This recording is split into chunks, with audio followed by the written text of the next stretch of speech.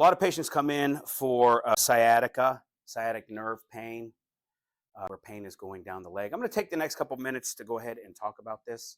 Hi, I'm Dr. Walsh. I'm over here at Walsh Chiropractic and Physical Therapy of Hagerstown, and I'm glad for the opportunity to explain a couple things to you. So, what is sciatica? What is sciatica pain? You have a nerve that is built by, these are spinal nerves, but these are just branches of the spinal nerve, right? These are branches. These aren't the total nerves that come down. So these branches off of these nerves come and make up the sciatic nerve. That's why it's kind of a big deal. Number one, because of the fact that it has multiple levels that can affect it, right? Which is really interesting. So when you come in with sciatica pain, we can't just say it's L4 or L5. We got to test them all. And usually it can be a combination depending upon mode of injury. Okay. So you see, you have a wide area of possibilities of an issue when you have sciatic pain. So why is it happening? Well, typically what you're going to have is an SOL. What's an SOL? Good question. An SOL is a space occupying lesion. Oh my God, that sounds like, oh, do I have a tumor? No, that's a disc bulge, disc herniation. Okay, that could be putting pressure on one or multiple of these nerves, or the section of the nerve that becomes and builds into the sciatica, the sciatic nerve. So when a patient comes in and they're having what's called radiculopathy, it's a funny word, but it's just radiating down. And it can actually not only go to the sciatic nerve, but the sciatic nerve ends just above the knee on the posterior, but all the way down to the toes, right? So it's number one, you have to get a history in what's going on with the patient. Orthopedic tests can tell you a lot about what's going on. X-rays aren't going to tell you anything. X-rays give bone, not soft tissue.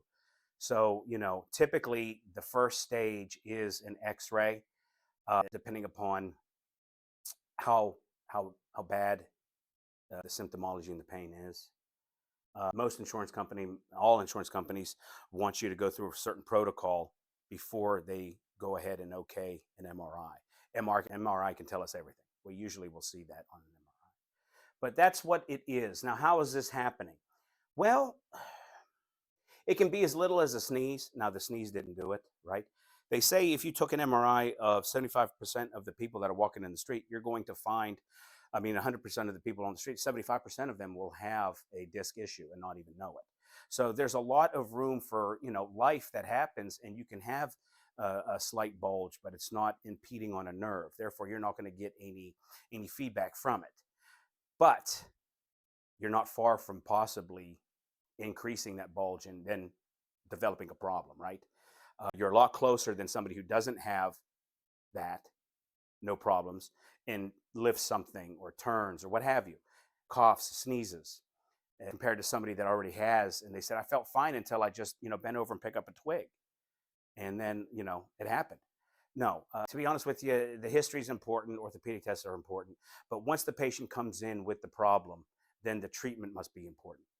That's all in the past. You can't change that. All we can do now is the first step, critical. Then we try to get the patient into comfort as quickly as possible.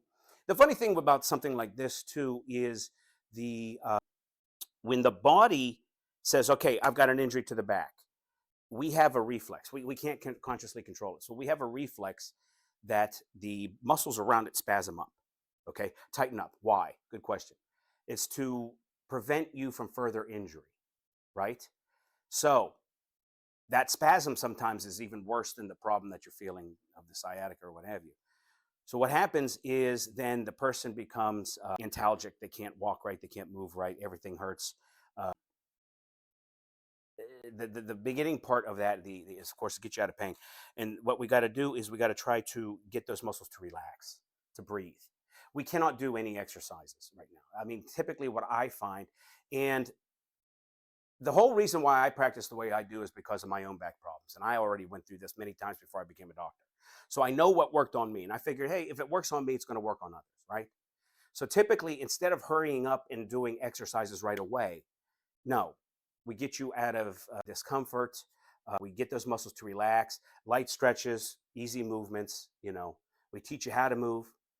Typically, the patient will improve pretty well in the first 2, 3 weeks to where now they're moving more freely. Okay, now they can do a little more. But there's a danger zone. When you start to improve, what do people do? If you don't have that constant pain feedback mechanism, then you forget that you have it. And then you go back to the actions and the movements that you had before. So, kind of looking back at this, there's a wide variety of places that you can get that sciatica, that radiculopathy down the leg. So, it can be anywhere from in the sacrum to the lower lumbar. And it can be for a vast amount of reasons too. Even nothing really so physical straining, but from sitting too long, all the time at a desk. I sit at a desk. I've been there for 20 years. Now I can't, even if you cross your legs, people like that cross their legs are more apt to have something like this on a gentle, what I call gentle. There wasn't an impact, or there wasn't a violent type of injury for that. But that's basically what sciatica is, many different reasons for it.